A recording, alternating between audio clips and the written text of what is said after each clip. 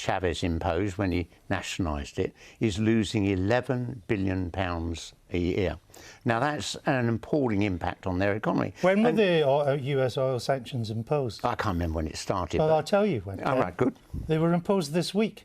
No, that was the latest. No, until then there have been no oil sanctions on Venezuela. Indeed, the United States, until this week, was Venezuela's biggest exporter of oil. The 600,000 barrels of oil a day were exported from Venezuela to America. There have been no oil sanctions. There have been sanctions on Venezuela, just like there have been on Cuba. What else were there? Like there are on Nicaragua, like there are on Iran. And these are illegal Tell me what under they were. International law. Tell me what...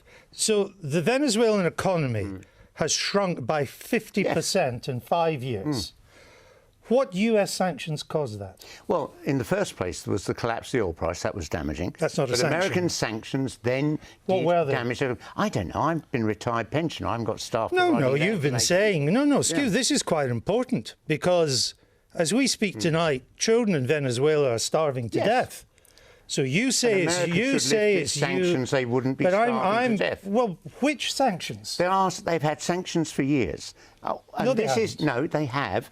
And I'm sorry. I know that because that's what the Venezuelan ambassador told me. Well, he may tell you that, but yes. But let me tell you, the first sanctions were introduced in 2015 by President Obama.